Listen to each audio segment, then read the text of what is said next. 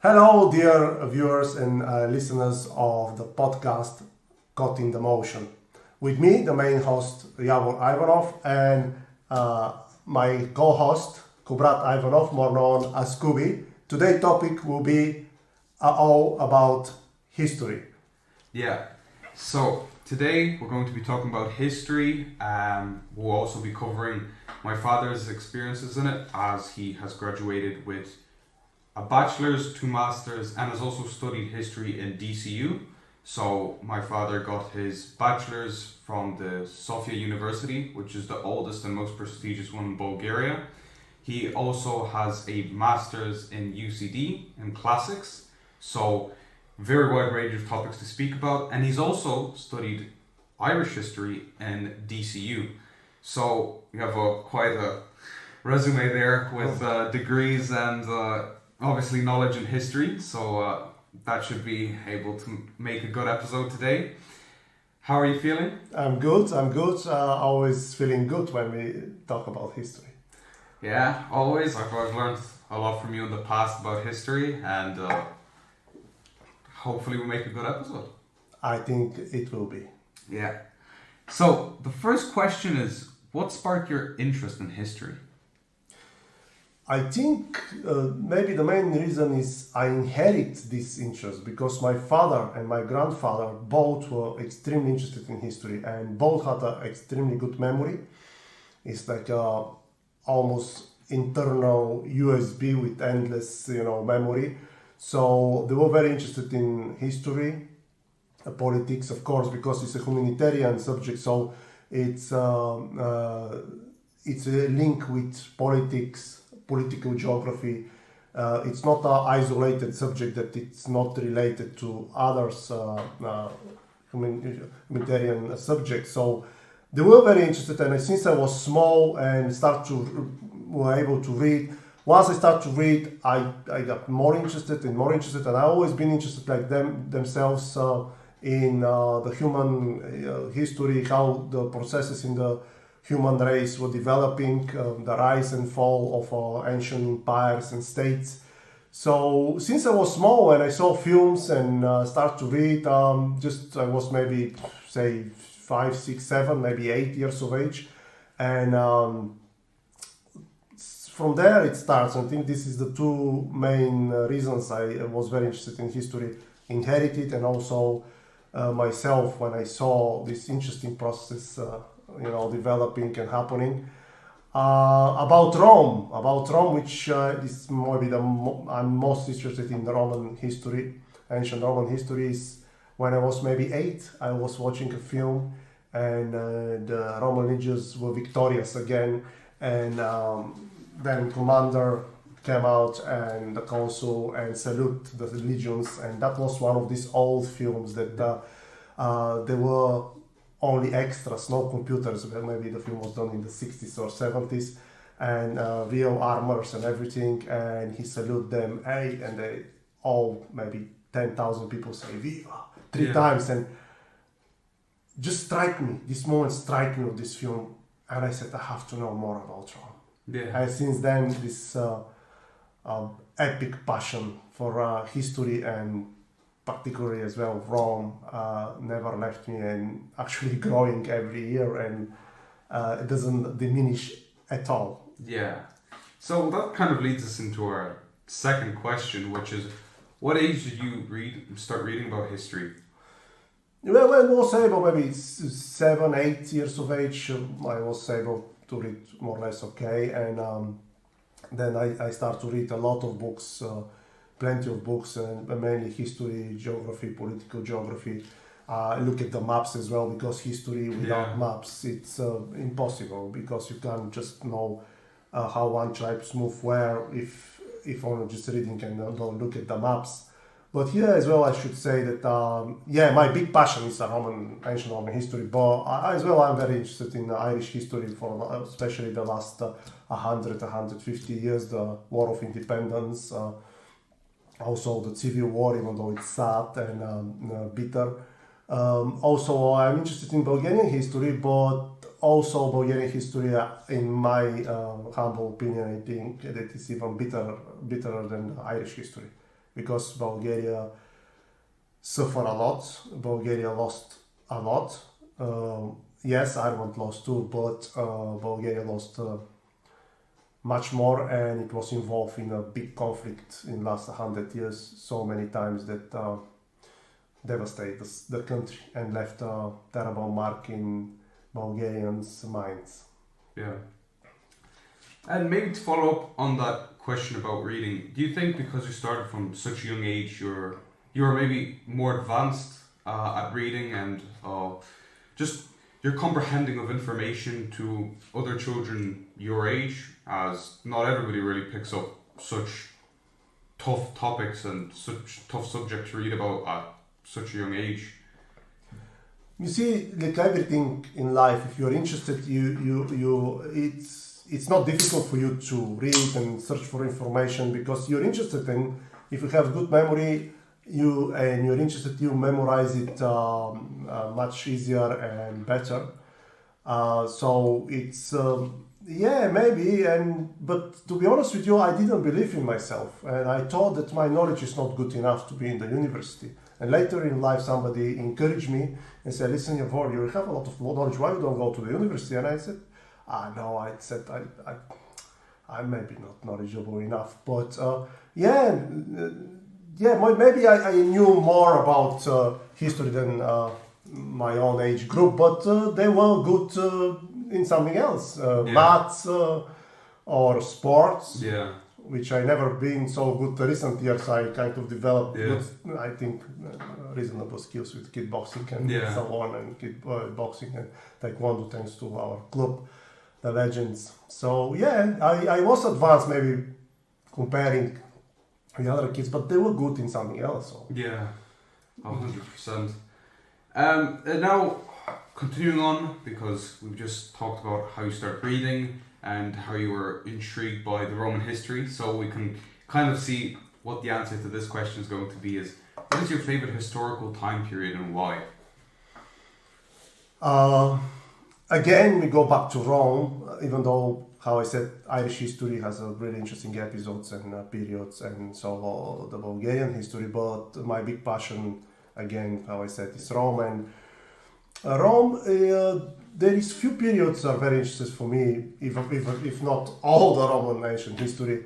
The King's period is interesting, also the early and the late Republic, and of course, the transformation of Republic in the late Republic to Empire. It's extremely interesting period, and that's why maybe most of the novels are read about this period, because it's really very dramatic, in my opinion, and it's a time when there were really charismatic historical personas in this period, which starts with Gaius Cornelius Sulla, with Marius, the rival of Sulla. We go through Pompey, Caesar, Crassus, Mark Antony, Cleopatra, and maybe that's why this period, it's of course, like most of the people, it's very interesting for me as well, and that's why it's done most of the films about Roman Empire that will be related to refer to that period of time, because of this charismatic people and dramatic events. It happens in the transformation of Republic to Empire. And do you believe that with Gaius Julius Caesar, that was the peak of the Roman history when they were at their strength? As he was very smart, obviously general when it came to fighting, but he was also just a great leader to the country on how he developed them economically, and you could see just how the Roman Empire prospered at that time. Would you believe that's their strongest time period with him, or would you say there was another emperor that is... Well, actually, Caesar never in the sense we know was emperor. He was proclaimed imperator, but it was rising. The Roman state was stronger. He conquered all Gaul, and he defeated many other enemies of Rome. And it was the Roman might was rising in his time, and thanks to him as well. It depends how we look at it. Later in the Roman Empire, maybe the zenith of the Roman Empire is maybe in the time of Trajan, which he expanded the empire to Dacia, which is today Romania. Yeah. He conquered Mesopotamia. It was, in my opinion, in the rise, the Roman Empire, and with Caesar, that might become stronger and growing up. But and he'd make changes because he wasn't only a great general; he was an extremely good politician. He could sense, he can feel the pulse of the people in Rome. He knew that if he win the crowd, he has a strong ally back home, and he played that card very well, and that's why he was loved by the people. And when he died, all Rome was really in a deep sadness, and that's why his political opponents couldn't succeed very long time. They were all of them who took part in his assassination. Sooner or later they were killed. Yeah. Well, now to go into more personal terms, where this question is solely related to you. Why did you decide to study history in university? Now, you even told us now that you didn't believe in yourself at the start, that you had, more knowledge than your average person walking around the street. But what final factor, or maybe a person that pushed you to get you into university?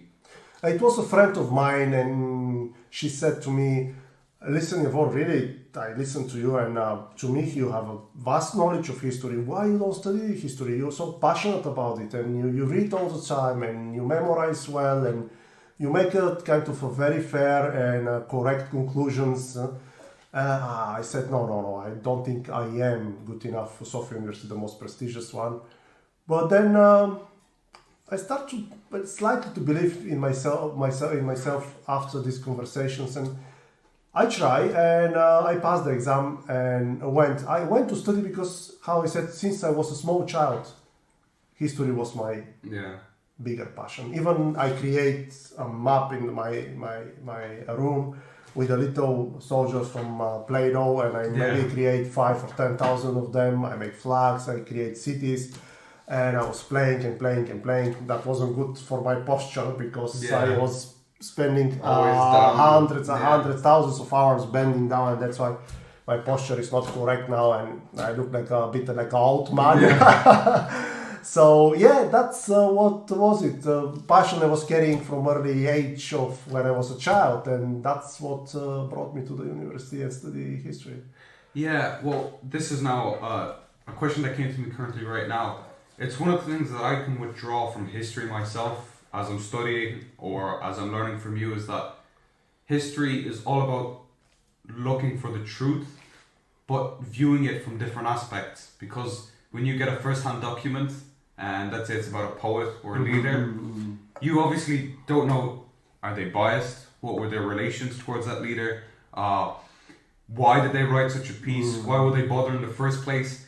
And even history in general, as I've been studying it, has helped me develop my critical thinking, as you'd say. And I think that's one of the special things that history brings in, rather than other subjects in school that have been taught, because I've felt a difference where even now where I'm thinking, well, even in day-to-day life, somebody says about I don't know, John says this about him, and I'd say, but why would he say that, And then sometimes it's really funny how you wouldn't think that you'd be implementing something that you'd use in a subject, like an analysis that you put into life. So I think that's another great thing. And would you have experienced such thing? Has you have been learning, or other things that you have learned from history? I learned from great scholars from Sofia University, and especially when it comes to Rome in UCD, that we always have to look who wrote about, say, some emperor. Was that the writer wrote later? Did he use different, not his own accounts and somebody else's accounts? Or if he depicts, for example, emperor or some political persona in very negative light, why did he do it? And was he not enemy of that person? It's like ancient in this, or historical gossiping, in a higher level, academical level, because a lot of times you read and they give a terrible account about some emperor, but actually if you have another sources and you look at them as well, you see that actually could be quite different. Yeah. And also there be good two sources, but both to hate that person, and that has to be taken into account. If somebody walking in the street to you and said, you know, your dad said this about you, you first have to think about it. Did I really say it? And for example, or this person maybe hate your dad, for example. And so this ancient or historical gossiping in a higher level, in academic level, sometimes has to be checked. And also for the people who study history, you can't just read one book, one scholar, and make huge conclusions. We see that in internet. We see silly comments of people. I say it a few times, but really, people before they make these comments, they expose themselves in a very negative light, because the biggest historians don't make conclusions very quick. The experts, the really great scholars, they study all their lives. They look at different evidence. They different suggestions. They make suggestions themselves, and then they maybe make some general, very strong and really pointed conclusions. Yeah. So yeah, history, it's history. And for example, we go back to Rome. Only in one source is saying that the gladiators salute the emperor as the one who's going to die salute you. Yeah. But that's only in one source. So maybe all gladiators say it, but maybe not, because it's only from one source as far as I know. Also, to win triumph in Rome, in only one source, even the great scholar Mary Beard said it's in only one source is saying that you get a triumph if you win over 5,000 enemies. But this is only in one source, so we can't be sure if somebody who won maybe with less enemies, maybe 3,000, or somebody with 50,000, get also triumph. So you know, you have to be careful how to interpret the sources, and are they enough? One source, is it enough to make general conclusions? Yeah, that was a great answer to my question. You expanded on it very well and gave some great examples. So hope that everybody understood what I was trying to say, because I didn't think I phrased it too well. But continuing on now, which individual is your favorite from history? Can be any time period, any person at all. My favorite person in history is Tiberius, the second emperor of in the Principate after Augustus. He is adopted son of Augustus, the first emperor.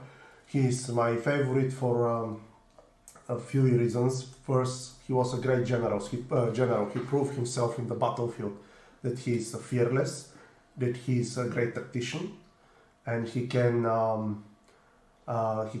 endure very harsh life in the battlefield and with the soldiers' life, eating them ration portions and very small and not great food, and endure cold weather, especially in one rebellious provinces in Dalmatia. In Dalmatia, he was sent to fight the rebels there, and what is today Serbia and Croatia, and part of Hungary.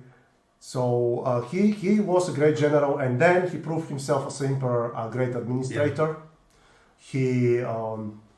He always saved money to help the parts of the empire that are in trouble. Yeah. Like Ephesus was struck by a terrible earthquake. With his own purse, the money he saved from the taxations, he rebuilt the city. So he was a great man. Unfortunately, very unfortunate in the personal life. He was forced to be divorced with the wife he loves.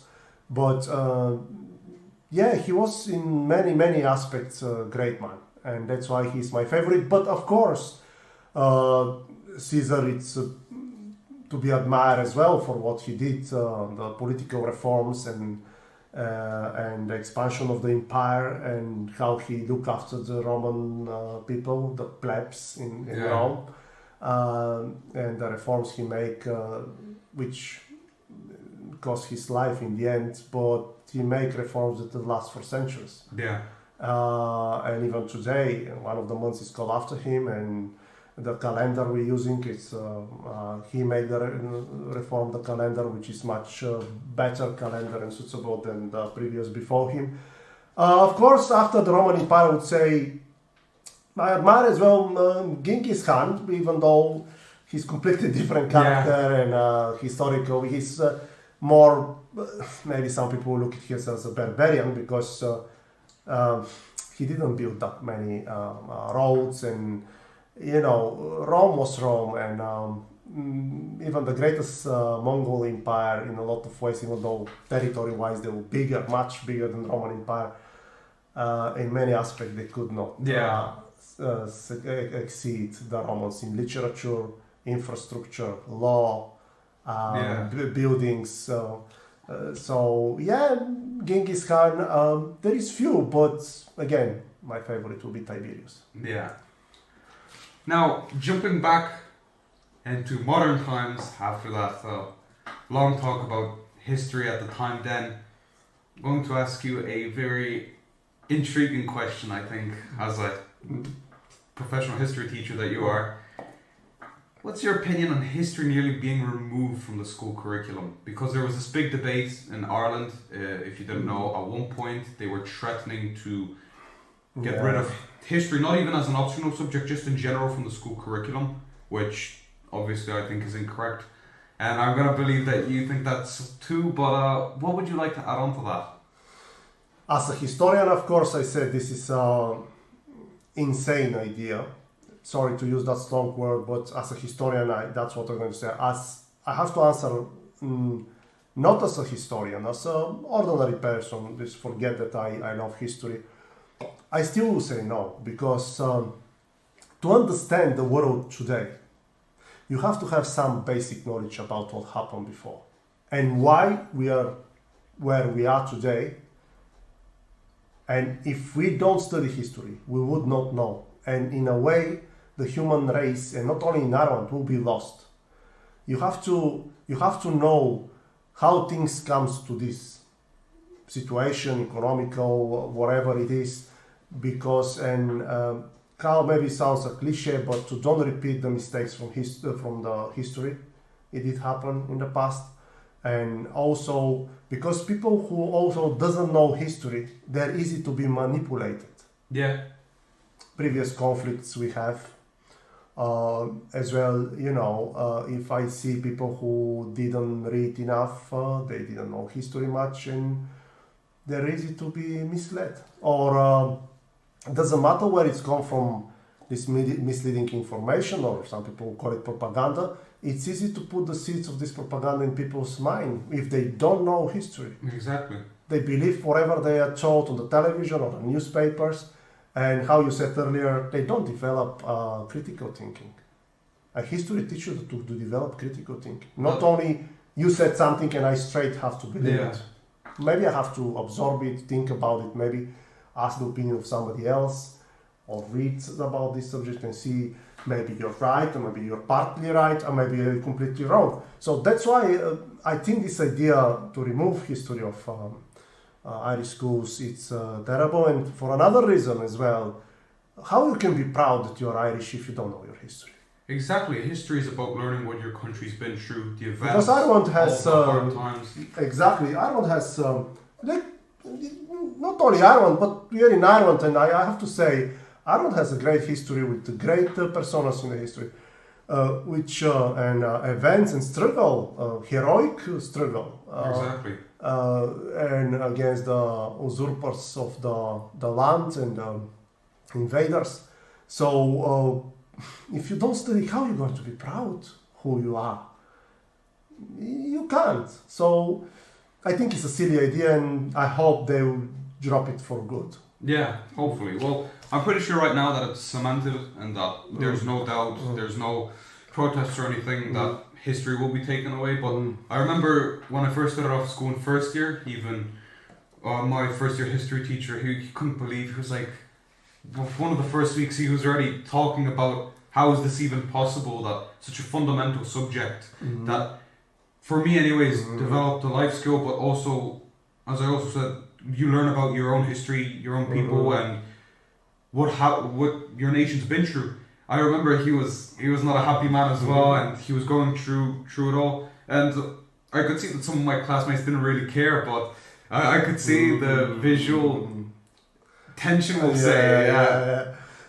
Well, look, some people don't care about history, and that's fine. But I'm sure there is a lot of people, young people, who would like to know and would be interested to know about them forefathers and what they have done, because really they did great things. So that is another reason that they should not abolish it, because there will be people who will be interested to study that subject, and they would like to have, even if they don't become historians, to have a general knowledge about the country, the heroic acts done, and because I think nation without memory can't be true nation. Exactly.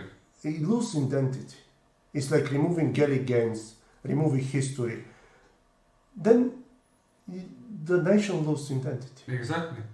And it's nothing wrong, I think, to have a strong identity and to be proud of your games, of your history, of your language, of your culture. Exactly. It all ties into this one big knot, and that's why I think history is pivotal. But I agree with you.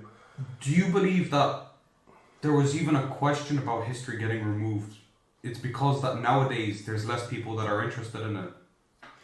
I think I don't want to go to politics. You always, warn me not to go to politics, but here we are. Unfortunately, we can't avoid it. I think there is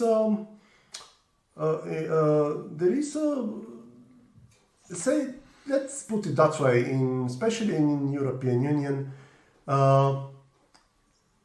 the policy and the attention are diverted to somewhere else, and they don't think that history is important.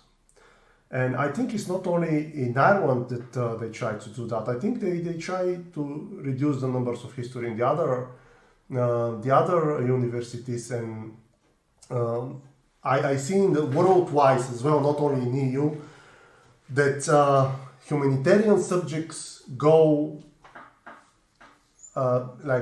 second-hand subjects.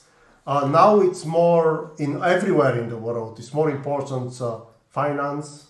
Business. They are the upfront ones, and here it's a big fundamental debate. Materialistic things are more important, or humanitarian subjects which are related to how we treat each other, our morality. Here the money comes again, finance, business, accounting, all those aspects.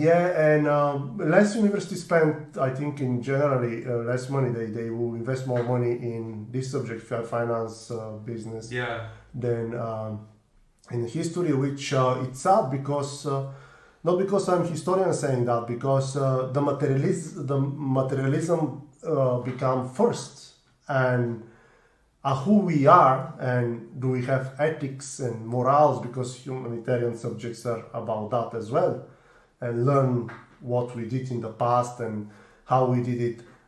It's sad, and it's a world, evidently you can see it in the world, it's happening. I heard it from many different scholars from United States, from Europe, from Asia, that this is going like a second-hand humanitarian subject, including history. So I think it's a process that it's not only in EU, it's in all over the world, but EU have this strong ability to divert or change policy and the financial attention of the institution in EU and influence the other member states, which as a European, that's why I mentioned the EU, because I don't want to use the word blame, but it's somebody's guilty for it.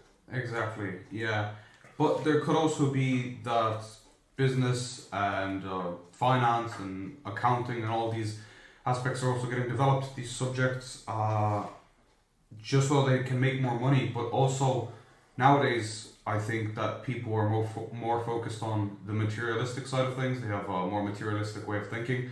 Like, I need to have this new car, I need to have a huge house, I'm always competing with my neighbor, I have to do this now. Obviously, wanting those things it's a regular thing that anybody would like to have a nice, safe home to live, to provide for their family, to drive, a relatively nice car.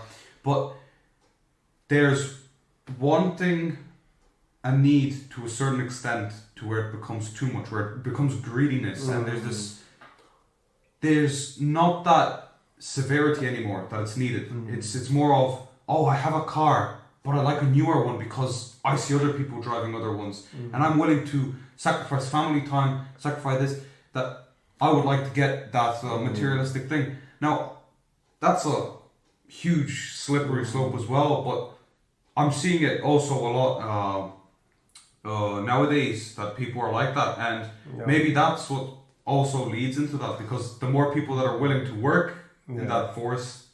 Because of this, we losing human touch, not only in Ireland, in Bulgaria, in all over the world, worldwide, because people become more materialistic. Going back to my family, my mother and grandfather had 8 children, and they were living in one room, how I said in one of the podcasts. And my grandmother was the happiest woman. As long as her children and grandchildren, and then great-grandchildren were well, she was happy. She didn't bother her mind about they didn't have a car, or she didn't have fancy clothes. Now the setup of the mentality of the people is changed, and I think a lot of people don't realize how much they're sucked by this materialism. How step by step, without realizing, they become victims of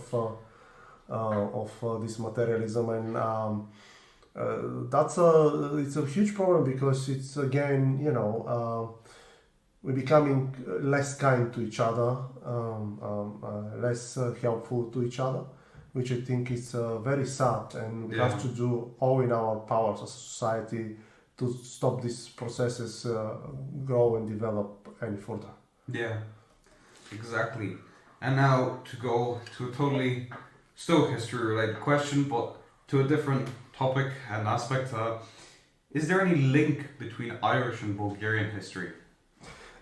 That's a really interesting question, and I'm glad you asked me, because I tell you why. Because a lot of people think, when they look at the map, I said Bulgaria, Ireland is in the northwest corner of Europe. Bulgaria is in the southeast corner of Europe. It's more than 2,000 kilometers distance. What the hell? How related? Yes, there is a lot of strong historical relation of Bulgaria and Ireland. Let's start with the ancient history. The founders of the Bulgarian capital are Celtic tribe. The first name of Sofia city, which is the capital of Bulgaria, it's called Serdica, after the Serbi, which is a Celtic tribe.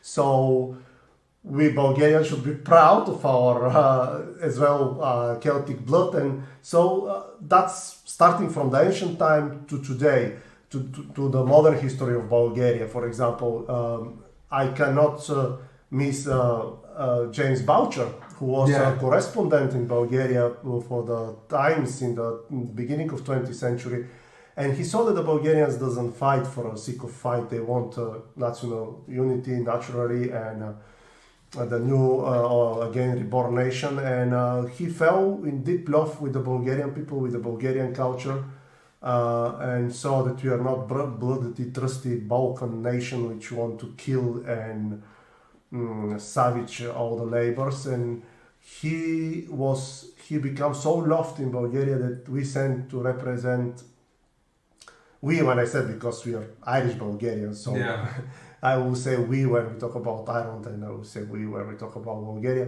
He was sent to represent Bulgaria. Can you imagine another Irishman to represent Bulgaria in the peace treaty in Paris? Not Bulgarian person, Irish person, James Boucher. And unfortunately, they set their minds in the peace conference in Paris that Bulgaria will be severely punished. And but he did his best, and the Bulgarian people knew that he did his best to defend the Bulgarian cause. And also, he's the first foreign person to be buried in the most spiritual monastery in Bulgaria, Real monastery. He requested this, and he was naturally granted, because he was the champion. That's in the history. He's the champion of the Bulgarian nation. He was buried there, and also when he died, I don't think, as far as I know, when he died naturally, and they hear in the newspapers, if not mistaken, he died in 1922 or 1920. when the Bulgarian people read in the newspapers and mouth to mouth the word that he is dead, 500,000 people came to his funeral. 500,000, which I don't think any statesman or any great Bulgarian writer received such a reception and such a display of love. Yeah. So he was, accepted as modern Bulgarian. He was the champion of the Bulgarian nation. So there is a lot of links. Also, it's funny. One funny story, which is true. When I came to Ireland, I saw these trucks with big written on the trucks, Ivanov. I said probably, so, Russians, because it's very common name in Russia. But then as the years pass, I find out that actually there is a big family Ivanovs in Wicklow. And their names come from Bulgaria. What happened, there was a very rich man in Wicklow, and he read that after the First World War, there's a lot of orphans in Bulgaria, because Bulgaria is the first per capita losing for the deaths in the war, in the First World War. So there were many orphans, and he read and he said, well, I adopt, and he adopted so many. And adopt few of them and brought them to Ireland, and so, they are Irish, but they have roots in Bulgaria, and this man did great things. So there is another link, about Bulgaria and Ireland. So there is a lot of links. If you look at it, probably it's even more, which I don't know yet about them, So, there is. There is history, that's tied on together, because not every nation would have, such bonds or such events, as you'd say, and even the 500,000 of people that went to visit James Boucher, obviously when he was in his coffin, and just this ceremony itself. Nowadays, you don't even see that many people visiting a person. You won't see it in modern times. No, even if it's a great president or ex-president or whatever, you don't see 500,000 people naturally come in less than 24 hours to say goodbye. And especially considering the fact he's not from the country. No. So first of all, you won't see 500,000 of people attend, as you'd say, an ex-president or anybody that's big up there for their own country. Never mind for somebody that's from another country that's not close, relatively, when it comes to culture, language, alphabet, nothing. No. The exact opposites. So there was one painting very famous in the Shupluk, one region of Bulgaria, and it's in the pub. This painting, it's happening. It's people sitting down and two on the middle on the dancing floor. Two guys dressed up, of course, like Shupluk people, Bulgarian people from Shupluk. And I always thought they're Bulgarians. These two on the middle, the two who dance. None of them were Bulgarian. One was James Boucher, and the other was the painter of that painting, the famous Czech painter Mrkvička. So it's interesting. Yeah, it really is. But that's history for you. Without that, how are you meant to know that somebody from another country can do so much and has done so much for your country? Or the same way it goes the opposite way, Without history, these bonds, these events, they'd all be wiped out. They'd all be gone, and nobody will know and won't connect the people, because I know there is a terrible events in history that divide people and put them together. But James Boucher is a perfect example for making unity between Bulgaria and Ireland, make us even closer and friendlier. And Bulgarian nation always, he's in the historical books, is thankful what he has done for Bulgaria. But also the Irish people should be proud of him, because not everybody does these things. No. And he did a lot. He did really a lot. And in this case, it's bring people together. So it's good to know history. But also, it's good to know the bad events. Some atrocities done by, I will stay away from the politics, I won't name nations. But they did terrible atrocities. And it's good to know, because one Bulgarian author, Eftim Eftimov, said in one of his poems, if I can translate it correctly, don't forget old wounds, because there is belated enemies. Yeah. So, it's good to know the history, who you deal with, because people change and transform, the nation change and transform, but not completely in the core, I think. So if they have the opportunity, they might build empire again. For example. So it's good to be conscious, and to be conscious, you have to know the history again. Exactly. Now, move away from the last question. Do you think that a degree in history makes you an expert on it? Because maybe there's people fresh out of college, university, obviously learned a lot, because university at the end of the day it is just for your bachelor's degree, 4 or 5 years. You're spending a lot of time researching, learning from professors at a very high level. But do you think that instantly makes them an expert, or do you believe that maybe even a master's is required for them to even consider themselves in that top percentile of people that truly understands whatever they specialize in history? Like we talk, a great question. We talked with Stefan Moriarty in a few episodes before the one today, that in sports some people develop quicker, some slower. For some to reach such a level would take 5 years, for some reach only 6 months or a year. I think his history is the same. It's some people become quicker experts, but I don't think so. With one bachelor degree, you become expert. And even if you have masters, it depends how much you read before that. How much contacts you had with scholars, how hard you work, how much you read, and to become expert it takes few years, and sometimes even masters. Maybe I wouldn't consider, expert, but again, with what extent? Because there is professor that you can say, oh, I know, I'm as expert as this professor who make research and study and wrote books and saw different opinions and for 20 more years than you, and you say, oh, I have bachelor and master's now, and I'm as good as him. There is very young and smart people who really becomes with a great knowledge, and you say, he sounds like an expert, and they probably are experts, but it's the different levels.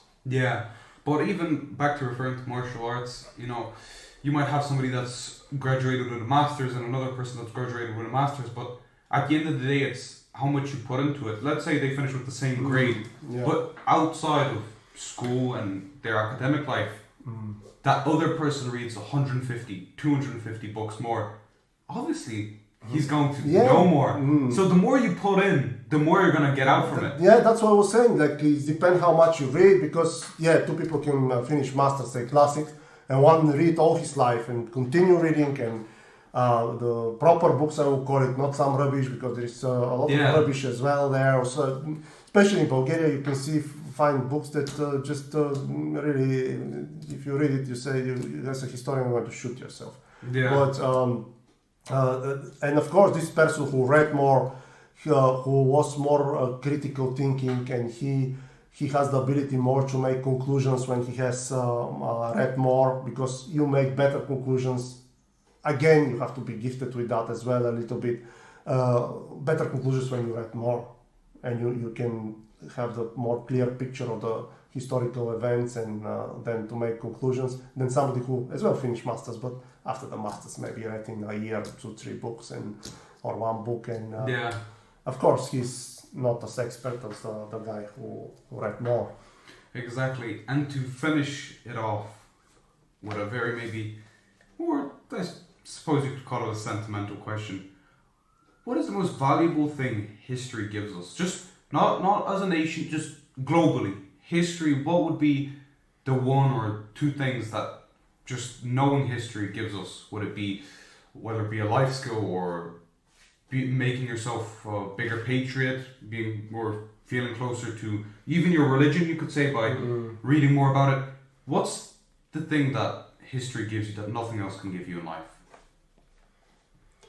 History can give you, for the truth for everybody is different, but generally speaking, to know, to distinguish bad and good, even for that, you should know history. To see where the processes begin, how they develop, when they went wrong, And that's what gives the history. To if you have good knowledge and you learn from it, it's give you what it happened. And once you know what generally happened, Yeah.